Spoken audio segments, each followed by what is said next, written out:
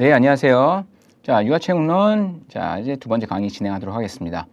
자, 앞서 챕터 1 내용을 이제 중간 정도 했고, 이제 발달 관련 이론에 대해서 할 텐데, 자, 이 부분도 매년 이제 출제가 되고 있죠. 해서 적음 2문제, 많으면 3문제 정도 출제가 되고 있기 때문에 이 발달과 관련된 이론은 여러분이 꼭 알고 넘어가야 된다라고 설명할 수 있겠습니다. 자, 첫 번째는 이제 갤러휴. 이러한 학자들의 이름이 많이 나오는데 뭐 솔직히 말씀드리면 학자들 이름까지 다 외우실 필요는 없어요. 예, 필요는 없지만 그래도 알고 계시면은 누가 어떠한 이제 이론을 말했다, 언급했다라는 걸 알고 계시면 도움은 되겠죠. 하지만 뭐 이런 학자 이름들까지 외우실 필요는 없고, 자, 갤러휴는 이제 운동 발달의 기본 움직임 단계를 이제 4단계로 이제 구분을 했습니다. 자, 첫 번째는 이제 반사 움직임 단계고요. 그 다음 두 번째는 초보, 세 번째는 기본 움직임, 네 번째는 전문화된 움직임. 앞서 제가 시기별, 이제 대상별 나눠서 신체와 정서, 지각, 그거 다 설명해 드렸잖아요. 거기에 대해서 좀 중복될 수 있는 내용이 있어요. 네. 자, 반사 움직임 단계, 언제, 무슨 단계죠? 이때는 바로 태아기, 영아기를 얘기할 수 있잖아요. 그렇죠? 대표적으로 이제 태아기, 이때는 이제 태아기라고 얘기할 수 있고요. 네. 이때는 제가 태아기 특징 뭐가 있다 했죠? 이제 불수의적 움직임. 불수의적 움직임은 뭐에 의해서 나타나는 거? 바로 반사. 그래서 반사 행동을 통해서 자신의 직접적인 환경에 대한 정보를 얻는 거. 반사 행동, 자, 3가지 있었잖아요. 뭐? 원시 반사, 자세 반사, 이동 반사. 그렇죠? 이 3가지 꼭 알고 계셔야 되고요. 그걸 통해서 우리의 인간의 기본 움직임, 이 반사의 움직임이라는 건 뭐예요? 바로 우리가 인간의 기본적인 움직임, 이 뒤에서 나오는, 즉 이 초보 움직임 단계를 가기 위해 거쳐야 된 단계라고 볼 수 있어요. 행동. 네. 그래서 반사 행동을 통해 자신의 직접적인 환경에 대한 정보를 얻고요. 불수의적 움직임은 유아의 신체와 외부 세계에 대해서 배울 수 있도록 도와주는 또 역할을 하고 있다라고 얘기할 수 있습니다. 즉 뭐냐? 생존. 네. 자, 두 번째. 초보적 단계예요. 이때는 뭐냐? 바로 이제 신생아기 단계를 얘기할 수 있어요. 즉 영아기. 그래서 불수의적 반사 행동이 점차 줄어드는 기본적 움직임 단계. 기본적 움직임 앞서 설명드렸죠. 뭐 걷기, 뭐 그다음 이동, 뭐 뛰기. 네. 기본적 움직이긴 하지만 이런 행동들이 성숙하지는 않다. 네. 질적으로 성장하지 않는다라고 얘기해드렸죠. 그래서 초보 움직임은 성숙에 의해서 결정되고요. 이런 생물학적, 환경적 과제 요인에 의해서 좌우되고 생존에 필요한 수의적 움직임의 기본 형태로 이제 바뀌고 거기에는 이제 안정성 움직임과 조작적, 이동성 움직임이 있다. 3가지가. 그래서 이때는 이제 반사 억제 및 사전 통제 단계로 얘기하고 있습니다. 자, 기본 움직임 단계는 자, 언제냐? 바로 유아기 때라고 얘기할 수 있어요. 유아기. 네, 그래서 이 기본 움직임이 발달되는 단계고요. 그래서 이때는 이제 안정성과 이동성, 조작적 이런 움직임들이 뭐에 의해서 이런 시작 단계, 초보 단계, 성숙 단계에 의해서 발달합니다. 뒷부분에 이제 이거에 대해서 설명을 해드릴 건데 정말 많은 내용이 있어요. 아마 보시면 깜짝 놀라실 거예요. 하지만 이제 그 부분에 다시 설명해 드리겠지만 그걸 다 설명해 드리지는 않습니다. 하지만 여러분이 또 알고 계셔야 되고 그 부분에 있어서도 매년 출제가 되기 때문에 여러분이 꼭 숙지를 하셔야 된다. 네. 쉽게 말하면 이 3가지는 이 시작과 초보, 성숙에 의해서 발달을 하는데 시작 단계는 말 그대로 갓 배우는 거예요. 예를 들면 축구 드리블, 네. 축구 드리블에 대해서 한다. 그럼 공을 만지거나 공을 그냥 차는 그런 초보적인 시작 완전히 처음 배우는 단계, 그 다음 이제 초보 단계로 발달하고 그 다음 이제 성숙한 단계까지 이런 단계별로 내용이 있거든요. 그게 언제 일어나냐? 바로 이제 2세에서 7세, 바로 3단계인 기본 움직임 단계에서 나타난다. 유아기 때. 전문화된 단계는 이제 그 이상 단계예요. 네, 그래서 이때는 이제 아동기에서부터 우리가 7세, 14세 이상이잖아요. 아동기, 이제 청소년기, 그 다음 성인, 어디까지? 평생 이용 단계, 노인. 예, 그래서 이거를 자 과도기 적용이라 해서 평생 이용 단계까지 구분이 된다. 이 단계가. 그래서 기본 움직임에서 파생돼요. 모든 게 다. 그래서 이제 전문화되는 거예요. 전문화된다는 거 뭐예요? 바로 이 기본적인 스포츠 기술 혹은 이제 복잡한 활동에서 응용되어 보다 세련되고 복잡한 활동이 가능해진다. 즉 뭐냐? 전문 스포츠 기술 습득 및 활동을 얘기할 수 있는 거죠. 즉 여기에는 이제 최고 수행 단계라고 얘기할 수 있는 거예요. 네. 하지만 이 노인기, 이 성인 후기에 가면서 점차적으로 이게 뭐냐? 퇴보된다라고 얘기할 수 있는 거죠. 네. 그래서 이게 그 갤러휘의 운동 발달 모형 표입니다. 표. 네. 네. 4가지 단계. 반사, 초보, 기본, 전문화된 단계. 그래서 반사 단계에서는 이렇게 정보 처리와 수용 있고, 초보에는 반사를 이제 통제를 해서 억제를 해서 이제 그거를 기본 움직임 단계로 옮기는 거. 불수의적 움직임을 수의적 움직임으로 전환하는 단계. 기본 움직임에는 시작, 초보, 성숙 단계 3가지로 나누고요. 전문화된 단계에서는 이런 식으로 이제 발달이 된다. 그래서 이게 궁극적으로 이런 발달이 뭐로 가냐? 우리의 일상생활에 활용이 되는 거죠. 일상생활과 여가 경쟁 활동에 적용이 되는 것을 이 갤러휘의 운동 발달 모형으로 얘기하고 있다라고 얘기하고 있습니다. 또 2024년도에 출제된 갤러휘의 2차원 모델이 있어요. 예. 자, 이 2차원 모델은 자 바로 3가지로 구분을 했거든요. 4가지로 단계로 구분한 건 똑같아요. 네. 이렇게 반사와 초보, 기본, 전문화된.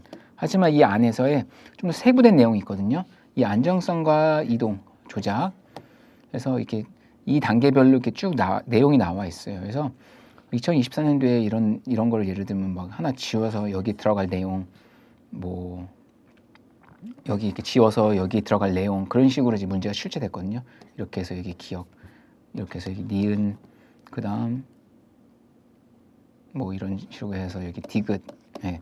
그래서 갤러휘의 2차원 모델에서는 이렇게 구분을 세부적으로 이렇게 구분을 하고 있구나.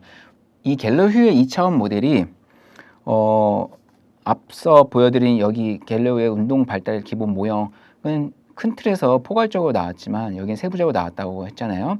그게 이 운동 기술은 기술 수행에서 필요한 이제 근육의 크기나 움직임의 연속성 그리고 이 환경의 안정성에 따라서 분류될 수 있는데 이 1차와 2차로 구분을 한 거죠. 이렇게. 근데 갤러휘의 이 2차 모델은 이 연속해서 이러한 움직임을 고찰해서 나타나는 방법이다라고 설명할 수 있어요. 즉 1차원도 있거든요. 1차원, 2차원인데 1차원은 한 가지 차원에서 움직임 기술을 분류했다면 2차원은 뭐냐? 연속해서 일어날 수 있는 거. 그래서 이렇게 세부적으로 분류를 했다. 그래서 올해 처음 이렇게 세부적으로 출제됐다. 세부적인 내용을 이제 고르는 좀 난이도가 있는 문제였죠. 이 2차원 모델을 모른다면 선택하기 어려운 문제였습니다.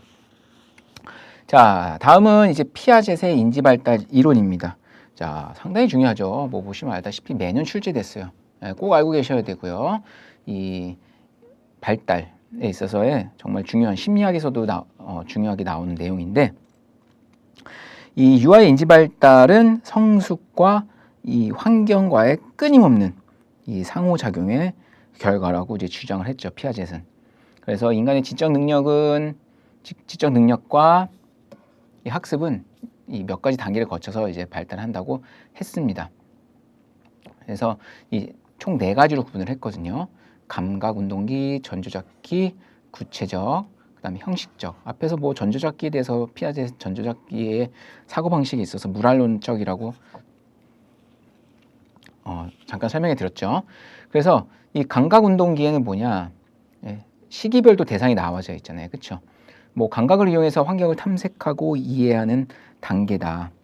그래서 이 1단계의 주요 발달은 이 영아는 이 자기와 타인에 대한 원시적 감각을 이제 획득하고요. 이제 사물의 자기의 시야에서 벗어나 있을 때도 계속 존재한다고 느끼고, 그다음 행동적 도식을 내면화해서 이거를 이제 심상이나 정신적 도식을 만들기를 시작하는 거예요. 감각 운동기. 그게 뭐냐? 이제 피아젯은 이 뒤에서 설명을 해드리겠지만 도식과 적응이라고 해서 총 5가지 단계로 이제 이걸 설명을 했어요. 네? 그래서 뭐 도식과 조절, 평형화, 이제 조직화. 죄송해요. 4가지 단계죠. 이렇게 구분을 했는데 이건 이제 뒤에서 설명해 드릴게요. 이게 또 이제 연관이 되기 때문에 그래서 감각 운동기는 감각을 이용해서 환경을 탐색하는 거고 이 선착적 반사가 점차 지각과 운동 능력을 발달하게 된다는 걸 얘기할 수 있어요. 그다음 전조작기는 이제 내재적으로 가지고 있는 표상을 이제 언어나 그림으로 표현하고 모방이 가능하고요. 반사 행동이 점차적으로 자신의 의도에 따라 계획된 목적으로 변한다. 계획된 목적으로 변한다. 설명해 드렸죠. 수의적 행동이죠. 그래서 이때 사고방식 특징, 상징적, 자기중심적, 직관적, 물알론적, 인공론적, 가상, 즉 상상의 세계에 사는 거죠. 다음 3단계 구체적 조작기는 뭐냐? 사물이나 문제들에 대해서 이제 논리적이고 체계적인 사고가 가능해져요. 그래서 이제 인지 능력이 이때 현저히 발달이 되고 전조작기 단계에서는 우리가 자기중심적이었잖아요. 이제 이게 점차적으로 벗어나서 보존 개념을 이제 획득하게 된다라고 얘기하고 있습니다. 자, 마지막은 이제 형식적 조작기에는 이때는 이제 추상적, 뭐 이제 가설, 연역적 사고, 과학적이고 체계적인 사고가 가능해지거든요. 그래서 실제와 다른 가설적인 상황에 대해서도 이제 사고가 가능해진다. 그래서 인지 발달이 이런 4가지 단계를 통해서 이루어진다. 또 피아젯은 이런 얘기를 했습니다. 인간의 이런 지적 능력은 타고난 것도 있지만, 자, 이것이 주어진 환경에 적응하는 것이 인지 발달이라고 이제 주장을 했고요. 즉, 이 유기체가 환경에 이제 적응하는 것이라고 얘기했습니다. 자, 그래서 이 피아젯의 인지 발달 4단계 플러스 이 도식과 적용 내용이 또 중요하죠. 자, 이 도식이 처음에 일어나고 그 다음 이제 동화, 조절, 평형화, 그 다음 조직화 이렇게 해서 5단계로 이제 구분이 되는데, 네. 자, 먼저 도식은 뭐냐? 자, 사물이나 사건에 대한 전체적인 윤곽 또는 이제 지각의 틀이에요. 즉, 어떻게 내가 어떤 동그란 걸 보고, 이게 둥그런 게 생긴 거구나. 그냥 둥그렇게, 이런 전체적인 윤곽, 틀만 이제 볼 수 있는 거죠. 스키마, 이걸 이제 스키마라고 하고요. 동화는 뭐예요? 그래서 이러한 동그랗다는 걸 새로운 정보를 접했잖아요. 그러면 이 아이는 내가 이미 가지고 있는 그런 정보와 경험, 이게 동그란 것이다. 근데 이 동그란 것은 뭐냐? 뭐 여기서는 뭐 오토바이를 보고 자전거라고 부르고 동그란 거는 다 축구공이다. 동그란 거는 아이는 다 무조건 축구공이라는 것만 알고 있어요. 사실 동그란 건 축구공도 있고 농구공도 있고 야구공도 있고 이렇게 쭉 다양하잖아요. 그래서 자기가 가지고 있는 그런 도식에 적용시키려 하는 경화가 이제 동화예요. 그럼 조절은 뭐예요? 알고 보니까 이게 둥그런 게 다 농구공만이 있는 게 아니네. 네? 알고 보니까 뭐 축구공도 있고 야구공도 있고 뭐 배구공도 있고 다양하게 있네 하면서 이게 조절하게 되는 거죠. 네. 그러니까 평형화는 뭐냐? 이 동화와 조절의 결과로 조직화된 유기체질의 각 구조들이 균형을 이루는 거예요. 네.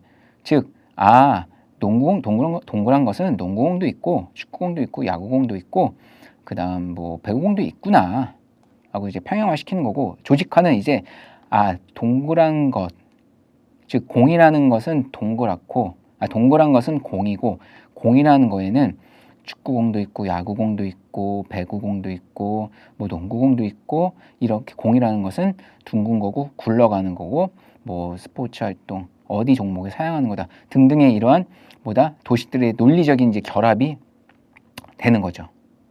예. 이게 바로 피아젯의 도식과 적응에 대해서 얘기하는 겁니다. 뭐 제가 지금 다른 책이 없는 다른 사례로 얘기했지만, 여기 사례에서는 이제 뭐 동화에서는 오토바이를 보고 자전거라고 부르고요. 조절에서는 뭐냐? 아이가 오토바이가 자전거 다르다는 것을 이제 안 거죠. 조절을 하는 거죠. 네. 인식 자체가. 그래서 이런 인식의 불균형을 이제 경험하게 되는 거죠. 아, 내가 알고 있는 오토바이, 자전거인데 이게 오토바이는 자전거가 다른 거구나 라는 걸 경험하게 돼서 오토바이에 대해서 질문하거나 자전거에 대해서 명칭을 이제 붙이게 되는 거죠. 그래서 평형화에서는 이제 그것들이 이제 서로 균형을 갖는 거고, 조직에서는 탈 것이라는 거 안에는 뭐 자동차도 있고 오토바이도 있고 자전거도 있구나 등등 이렇게 구분을 한다. 그래서 이게 이런 단계로 이루어진다라고 얘기하는 게 피아젯의 인지발달 이론입니다. 자, 다음은 게셀의 선숙주의 이론인데요. 자, 이 이론에 쉽게 설명해 드리면 모든 발달은 성숙에 의해서 이루어진다는 거예요. 성숙. 우리 첫 강의에서 발달, 성장, 성숙, 발달 이 용어 정의 했었잖아요. 그렇죠? 자, 성숙이라는 거 뭐예요? 질적 발달이잖아요. 성장은 양적. 네. 자, 이러한 질적 변화, 즉 성숙을 통해서 우리의 인간이 발달의 과정을 결정짓는다. 그래서 이 성숙은 중요하다라고 얘기하는 거예요. 그래서 인간의 이런 성장, 발달은 이 타고난 이 유전자에 의해 인간의 성장과 발달이 결정된다고 얘기하고 있는 거죠. 이런 식으로 이제 게셀은 성숙이 상당히 중요하다라고 얘기하는 거고, 이 발달의 과정에서 성숙이 중요한데 이 성장을 바탕으로 한 질적 변화, 성숙은 그다음 이 성숙은 생이 시작하는 수정의 순간부터 예정된 발달의 순서에 따라 진행된다. 즉 이거는 뭐냐? 앞서 발달의 이제 기본 이제 과정에 대해 설명했잖아요. 즉 아이마다 아이 각각 한 명마다 유전적인 요인이 이전에 설명이 있다. 유전적인 요인이 있다 했잖아요. 즉 이 아이마다 정해진 발달 스케줄이 있어요. 발달 단계가. 그래서 그거에 의해서 이제 진행이 된다는 거죠. 성숙은. 그다음 세 번째, 성숙은 교육이나 연습의 효과와는 대조되는 것으로 어떤 능력이 성숙에 의해 좌우된다면 발달상의 스케줄보다 앞서 가르치려고 들어갈 필요가 없다고 본다라고 얘기하고 있어요. 이게 무슨 얘기냐? 즉 학습은 이 외부의 영향 없이도 영유아가 성숙해짐에 따라서 자연스럽게 이루어지는 것이다 라고 얘기하는 거죠. 그래서 이 이론을 들으면 조금 다른 게, 앞서 발달의 이론에 대해서 발달의 그런 과정의 일반적인 원리에 대해서 설명할 때 딱 아이들은 발달하는 시기에 맞춰 민간기와 최적기가 있기 때문에 그 시기에 맞춰서 학습이 들어가야 된다라고 했는데, 이 게셀의 성숙주의 이론에 따르면 이 성숙이라는 거는 외부의 영향 없이도 영유아가 성숙해짐에 따라 자연스럽게 이루어지는 거다. 뭐가 학습이 라고 이렇게 강조를 한 거죠. 그래서 타고난 유전적인 요인에 의해서 성장과 발달이 발달된다고 얘기했고요. 그래서 이때 유아의 발달이 준비되었을 때 성인의 개입을 최소화하고 발달의 수준에 적합한 활동을 스스로 선택해서 활동하는 것을 기본으로 보고 있어요. 그래서 조금 다른, 앞서 설명한 내용과 조금 다른 이론을 설명한 성숙주의 이론이다라고 설명할 수 있겠습니다.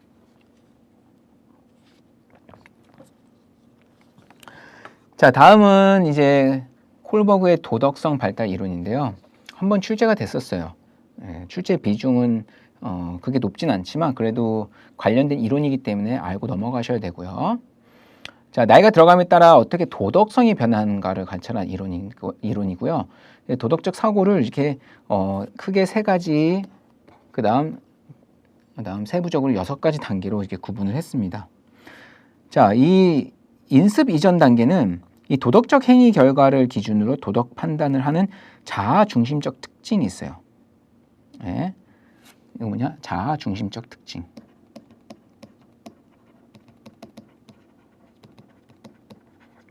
그리고 이 두 번째 인습 단계는 뭐냐? 자아 중심적 이 특징이 감소하고 타인의 관점에서 세상을 조망하는 능력이 발달해요. 그러니까 이제 자아는 줄어들고 이제 타가 간죠.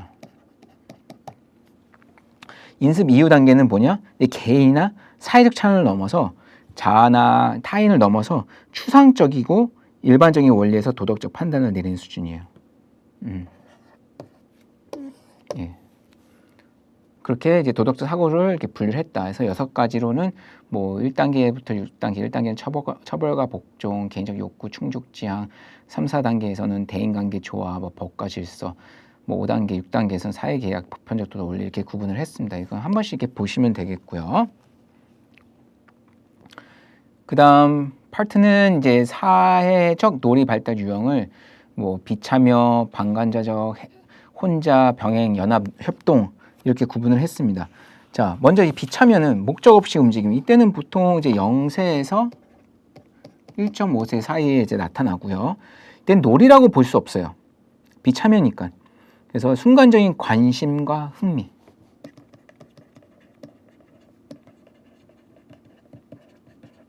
흥미라고 얘기할 수 있고요. 그다음 방관자적 행동은 이건 이제 1.5에서 이제 2세에 나타나는 행동. 그래서 이때는 이제 뭐 주변에 만약에 친구들이 놀고 있어요. 그러면 멀리서 바라만 보는 거예요. 예.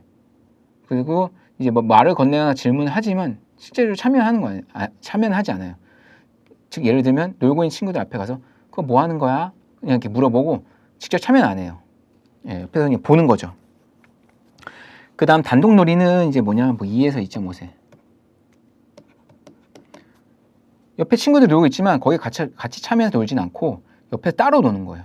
그 부리에 놀지 않고. 그래서 혼자 단독적으로 놀이하는 거고요. 그래서 주변에서 혼자 노는 거. 병행놀이는 이게 2.5에서 이제 3.5. 그래서 이때는 이제 같이 놀기는 해요. 예, 처음에는 이렇게 해서 따로 놀았지만 이제 점차 여기에 흡수돼서 다른 친구와 장난감을 함께 사용해 흉내를 놀지만 상호작용은 이루어지지 않아요. 같은 집단에서 이렇게 같이 놀고 있지만 여기서도 이렇게 분리되게 행동을 하는 거죠. 각각 노는 거.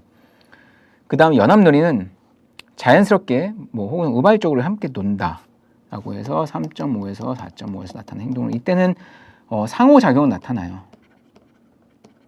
야, 우리 같이 놀자 하면서 같이 노는데 이게 어떻게 되냐? 조직적이다? 아니요. 조직적이진 않아요. 그 다음 협동놀이는 4.5에서 이제 그 이상을 얘기하고 있거든요. 그래서 이때는 조직적, 오케이, 다음 상호작용, 오케이 이렇게 이루어지는 거. 이게 연합놀이다. 그래서 사회적 놀이 발달 유형을 이제 팔트는 이렇게 구분을 했다. 예, 한번 출제된 적이 있었습니다.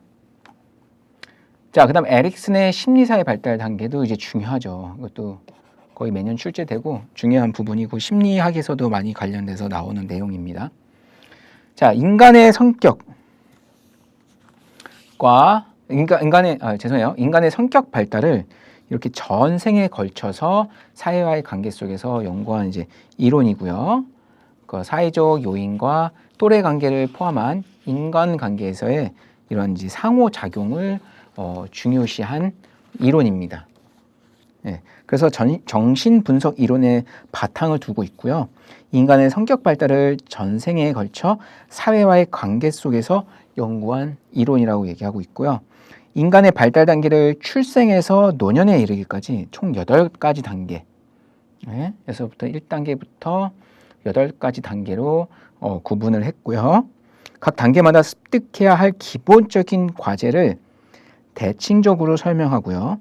다음 단계의 이 발달을 위해 두 양극이 충분히 균형을 이뤄야 한다고 강조하고 있어요. 예를 들면 이 1단계 시기에는 신뢰감과 불신감이잖아요. 즉 두 양극이잖아요. 이 양극이 충분히 균형을 이뤄야지만 다음 단계로 갈 수 있다라고 얘기한 이론이죠. 네.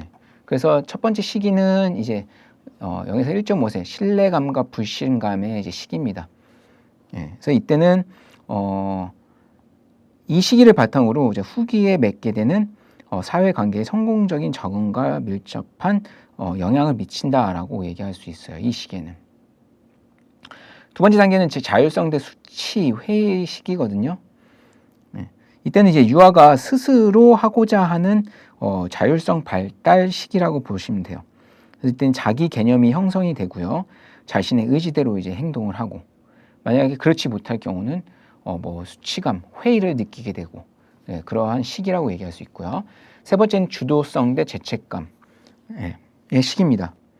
그래서 이 시기는 자신이 세운 목표를 이제 계획해요, 주도적으로. 그래서 뭐 성공하고자 욕구와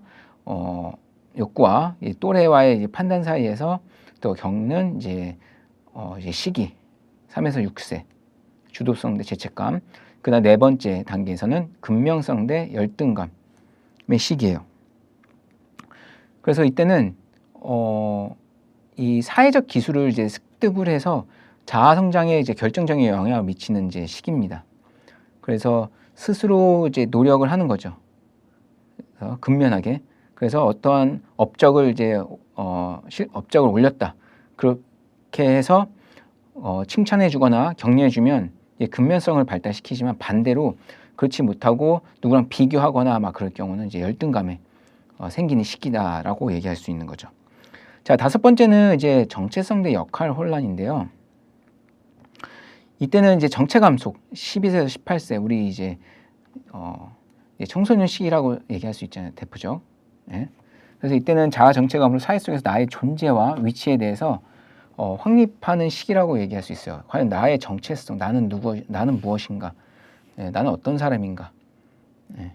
그래서 이 자아 정체감을 확립한 시기지만, 반대로 이제 그걸 통해서 나의 존재는 뭐지? 하면서 내 역할, 내 존재, 하면서 이런 정체감의 위기에 또 빠지기는 시기가 되기도 하죠. 여섯 번째는 이제 성인 초기인데요. 친밀감 대 고독인데, 이때 이 친밀한 인간관계, 이 성인 초기에 자신의 정체감을 이제 공유하고 친밀감을 형성하는 시기라고 얘기할 수 있어요. 하지만 이 친밀한 이때 이 인간관계를 형성하지 못하게 될 경우는 뭐 긍정적인 정체감이라고도 얘기할 수 있거든요. 그래서 이 정체감을 확립하지 못하면 뭐 자신감이 떨어질 수도 있고요. 이때. 그리고 타인과의 친밀감 형성이 또 되지도 못하고 바로 이제 고독 혹은 이제 고립이 되기도 하는 시기라고 얘기할 수 있습니다. 자, 일곱 번째는 이제 생산성 대 이제 정체인데요. 이 시기에는 이제 네 세대를 넘어서 이제 뭐 결혼을 해서 아이를 낳는 그 세대라고 얘기할 수 있어요. 그래서 양육에 관심이 높고, 그래서 생산성을 형성하지만 만약에 이런 생산성이 이제 부족하거나 결핍하게 되면 사회에 의미 있는 기여를 못했다고 혼자 이제 좀 이제 회의감을 느끼는 거죠. 그래서 침체를 느끼게 되고, 이게 곧 이제 더 그 이상에 오는 중년기에 이제 위기가 오는 또 시기가 되기도 하고요. 그 다음 마지막 여덟 번째, 자아 주체성 대 절망. 근데 노년기예요. 네. 이때는 이제 생의 마지막 시기라고 얘기할 수 있거든요. 자신의 삶을 돌아보고, 그다음 죽음, 자아 통합 달성에 실패하면 지나온 생을 후회하며 절망하는 시기, 즉 생을 마감하는 시기다. 그래서 이 에릭슨의 심리사회 발달 단계는 이런 식으로 이제 8단계로 이제 구분을 해서 이제 인간의 사회 발달을 성격 발달을 전생에 걸쳐서 이렇게 연구한 이론이다라고 설명할 수 있습니다. 그래서 이 유아체육론에서도 출제가 많이 되고 있었고요. 그 다음 이렇게 보시면 뭐 2023년도, 22년도, 21년도 쭉 출제가 됐었고, 그 다음 심리학에서도 중요한 이론으로 출제가 되고 있다라고 얘기할 수 있죠. 그 다음 프로이드는 또 정신분석 이론, 프로이드의 정신분석 이론은 많이 들어보셨죠? 자, 특징은 원초와 자아, 초자아 세 가지로 구분을 해서 이 인간의 행동을 세 가지 체계 간의 상호작용에서 지배된다고 이제 강조를 했는데, 먼저 원초화는 뭐냐? 자, 육체적 쾌락을 추구하는 본능적 욕구를 의미해요. 예를 들면 뭐 먹고, 즉 본능적 욕구, 즉 먹고 자고 배설, 즉 인간의 기본적인 생적 욕구라고 얘기할 수 있죠. 먹고 자고 싸고. 자, 그래서 이 인간은 이제 고통을 피하고 쾌락을 추구하는 이제 원초와는 이제 비현실적이고 비합리적인 욕구를 충족하는 인간의 무의식이라고 얘기를 했고, 그 다음 자아는 뭐냐? 자아는 에고라고 하고 원초화에서 발달하며 자 외부와 접촉하는 과정에서 발생하는 갈등 상황을 타협하고자 하는 욕구를 자아라고 얘기하고 있어요. 초자아는 뭐냐? 이제 그걸 넘어서서 현실보다는 뭐냐? 이상을 대표하고 쾌락보다는 완전함을 추구하는 것을 얘기하고 있어요. 그래서 양심과 자아 이상의 근거를 둔 정신구조의 최고 단계라고 얘기할 수 있어요. 현실의 세계를 도덕적 가치에 의해서 이제 판단을 한다. 그래서 또 프로이드는 이런 성격의 발달을 이렇게 5가지로 구분을 했거든요. 뭐 구강기와 항문기, 남근기, 장복기, 생식기. 그래서 인간 발달 단계를 이렇게 얘기를 했는데, 처음 구강기는 뭐냐? 만족과 쾌감을 주는 이제 대상에 애착을 하는 단계라고 볼 수 있어요. 빨고 깨무는 행위를 통해서 쾌감을 느끼는 거. 항문기는 자, 뭐 배변 훈련 시기인데 자, 배설물을 이제 보유하고 이런 배출하는 데서 이제 쾌락을 얻는 시기라고 얘기할 수 있고요. 남근기는 이제 이성 부모에 대한 이제 애착을 갖는 시기. 자, 잠복기는 뭐 성적 충동이나 환상이 무의식 속에 잠재되어 평온함을 유지, 즉 성적 욕구가 억압돼서 이전 단계 욕구를 잃게 된 시기라고 얘기할 수 있어요. 마지막 생식기는 자, 성적 에너지가 직접적으로 표출되는 그런 시기로 얘기할 수 있죠. 그래서 프로이드는 이렇게 성격 발달을 5가지로 이렇게 구분을 했습니다. 자, 다음 반두라의 사회학습 이론인데요. 반두라는 이 학습은 단순히 타인의 행동을 관찰함으로써 이루어진다라고 얘기를 하고 있어요. 뭐 대표적 비교하면 아까 뭐 게셀의 성숙주의 이론과 비교했을 때 다르죠. 학습은 누구 타인에 의해서 타인을 관찰하고 행동함으로써 이루어진다라고 얘기하는데, 여기는 이제 관찰학습과 이제 모방학습을 대표적으로 얘기할 수 있어요. 관찰학습과 모방학습.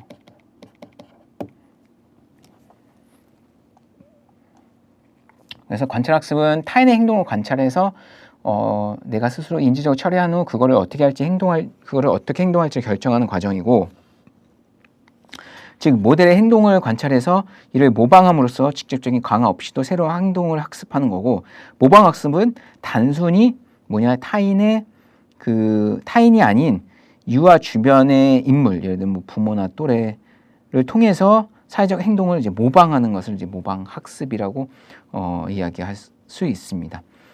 그래서 이 관찰학습 단계는 또 4단계로 구분을 했는데, 뭐 주의 과정, 파지 과정, 운동 재생 과정, 동기 유발 과정 이렇게 구분을 했습니다. 그래서 이거는 읽어보시면 쉽게 이해가 되거든요. 그래서 주의 과정은 관찰자가 어떤 대상에 집중하기 위해서 선택적 지각 과정이 일어나는 과정이에요. 주변에 무슨 뭐 부모나 뭐 친구 누가 있는지, 어떤 대상에 있는지 그걸 이제 관찰하는 거고, 파지 과정은 관찰한 행동을 기억하는 과정이에요. 그래서 뭐 부모의 행동이 어땠는지 그런 행동을 기억해서 만약에 그걸 저장하는 단계라고 볼 수 있거든요. 하지만 이때 이 파지 과정이 없다면 어떤 행동을 관찰한 다음 시간에 경과하게 되면서 그 행동을 이제 모방할 수 없다고 합니다. 그러니까 즉 파지 과정이 없으면 그 행동을 따라하지 못한다는 거죠. 사회 학습을 할 수 없다는 거죠. 운동 재생 과정은 모방을 했죠. 파지 과정을 통해서. 그럼 그것을 이제 재생을 해야 되잖아요. 근데 그걸 재생하기 위해서는 적절한 운동 기술이 갖춰져야 되고요. 이때는 이제 신체의 성장과 성숙 연습이 이제 필요하다고 했습니다. 동기 유발 과정은 이제 관찰자가 모델을 관찰해서 새로운 지식을 얻고 그 행동을 수행하거나 하지 않을 수도 있는데, 이때 행동하기 위해서는 보상이나 강화 같은 동기 유발이 필요하다. 즉 관찰자가 어떠한 주변의 이제 관찰 학습이나 모방 학습을 통해 이제 받아들이잖아요, 그렇죠? 그럼 그것을 하기 위해서는 이제 보상이나 강화 같은 그러한 동기 유발이 필요하다라는 얘기죠. 자, 다음은 이제 행동주의 이론이에요. 자, 행동주의 이론은 자, 인간의 발달은 환경에 따른 훈련으로 만들어진다라고 보는 이론입니다. 그래서 이 발달이라는 거는 뭐냐? 외부 환경적 요인을 잘 조직하고 그 다음 변화시킴으로써 긍정적인 행동을 훈련과 학습에 의해 바람직하게 촉진시키고 반면에 바람직하지 않은 행동은 감소시키거나 소거함으로써 이루어진다고 보는 이론인데요. 즉 인간의 발달에 미치는 환경의 영향력을 중요시하는 거죠. 즉 인간의 발달은 뭐냐? 환경에 영향을 미친다라는 겁니다. 즉 외부 환경이 중요하다. 여기서 말하는 이제 인간 발달이란 어떤 환경에서 어떤 경험을 했느냐에 의해 변화를 얘기하는 거고, 그래서 우리 인간이라는 게 어떤 환경, 어떠한 부모에서 자라났는지, 어떠한 교육을 받으면서 어떠한 외부적인 영향을 받으면서 발달했는지가 상당히 중요하잖아요. 네. 그런 얘기고요. 그래서 영유아의 발달을 이해하기 위해서는 이 내면의 사고나 감정보다 이 행동 연구에 더 중점을 두고 있어요. 그래서 이걸 행동주의 이론이라고 얘기하고 있고요. 즉 인간의 발달은 환경에 의해서 만들어지는데 이 환경에 의해서 발달된 걸 보기 위해서는 이 아이의 행동을 본다라고 하는 이론이죠. 거기에는 이제 세 가지를 얘기할 수 있거든요. 뭐 파블로프의 이제 고전적 조건 이론, 그다음 손다이크의 자극 반응 이론, 그다음 스키너의 조작적 조건화 이론을 이렇게 얘기하고 있는데, 자 파블로의 뭐 고전적 조건 이론은 자 개에게 이제 종을 울려서 밥을 주면 종만 울려도 개가 이제 침을 뭐 흘린다는 점을 통해서 발견했다고 합니다. 그래서 예를 들면 뭐 훈련을 시킨 거죠. 종을 땅 치면 이제 개가 밥을 주는구나 라고 알고 막 배고픔을 외워서 막 헤헤헤 거리고, 그래서 이걸 통해서 이제 SR 이론을 이제 얘기를 했습니다. 즉 그래서 인간의 행동에도 이제 적응하면 인간의 행동 또한 이런 조건에 의해서 반응을 할 거다라고 얘기를 한 거죠. 그 다음 손다이크는 이제 자극 반응 이론을 얘기했는데, 이런 학습이라는 거는 여러 가지 시행착오가 필요한 거잖아요. 하지만 이때 어떠한 자극과 반응이 이제 결합이 되면 어떻게 이렇게 행동이 더 성공적으로 이루어진다라고 얘기하는 거죠. 그래서 이런 반응을 통해서 자극과 이런 반응 결합이 이루어진다라고 얘기하는 거죠. 이런 행동이라는 거는 자극과 반응을 통해서. 그다음 스키너의 조작적 조건화 이론은 자극에 반응한 결과를 강조한 이론으로 결과 행동의 발생 빈도를 높이기 위해서 자극 요인을 조건화하게 된다는 이론이에요. 자, 조건화한다는 건 뭐죠? 바로 자, 예를 들면 뭐 S, 그다음 R, 그다음 SR이라고 해서 S는 이제 자극이고요. 자, R은 이제 반응. SR은 뭐 자극 반응이겠죠. 네. 거기에는 이제 광화 자극, 그다음 정적 강화, 뭐 부적 강화도 있겠죠. 네. 그래서 이러한 단계를 통해서 자극의 요인을 조건화한다는 거죠. 그래서 이런 걸 통해서 행동의 발생 빈도를 높인다는 겁니다. 네. 자, 그다음 마지막으로는 이제 비고치키의 상호작용 이론인데요.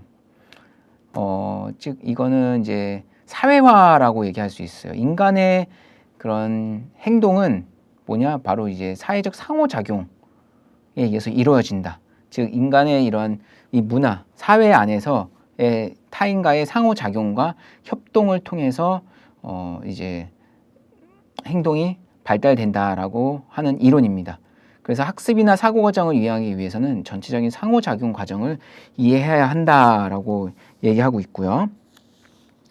상호작용의 개념을 발생적 접근 방법, 뭐 고등 정신 과정, 도구와 기후, 근접 발달 영역이라는 개념으로 이제 설명을 하고 있습니다. 즉 이 비고츠키의 상호작용 이론은 성인이나 이 또래와의 상호작용과 협동 학습의 이제 중요성을 강조한 이론입니다. 즉 상호작용과 협동 학습을 강조한 이론. 이 외에도 비고치키는 이거 2024년도에 출제된 이제 이론인데 사회 문화적 이론이라고 해서 이러한 사회적 그 활동 안에서 인간은 이제 타인과의 상호작용과 언어가 인지 발달에 영향을 미친다라는 것을 강조한 이론입니다. 그래서 사회문화적 맥락 속에서 내포된 사회적 상호작용과 언어가 인간의 인지 발달에 미치는, 즉 이 행동에 영향을 미친다라고 강조한 이론인데요. 이게 뭐냐? 사회문화적 이론인데 거기 안에 발달과 관련된 주요 용어로는 뭐 비계설정과 근접발달 영역, 그다음 내면화가 있습니다. 자, 비계설정이라는 건 뭐냐? 유아 스스로 역량을 바탕으로 문제를 해결할 수 있도록 도움과 지도를 제공하는 것을 의미하고요. 즉 어떠한 문제가 있다면 뭐 탐구적 지시법이죠. 유아 혼자서 그 문제를 해결할 수 있도록 옆에 뭐 교사나 뭐 부모 등등이 이제 뭐 해결할 수 있는 그냥 큐만 주는 거죠. 큐. 도움과 지도만. 그다음 근접 발달 영역은 실제적 발달 수준과 잠재적 발달 수준 사이의 이제 갭, 거리를 이제 의미하는 거고요.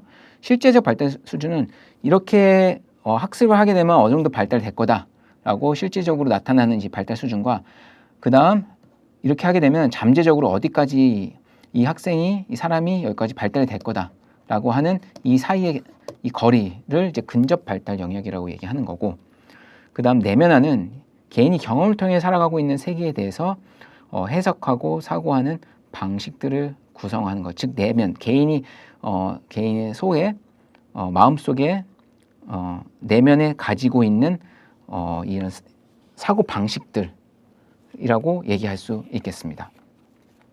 그래서 지금까지 총 10가지의 이론에 대해서 이제 설명을 해드렸고요. 자, 그래서 이번 강의 1장은 여기서 이제 마무리하고 좀 쉬었다가 이제 2장부터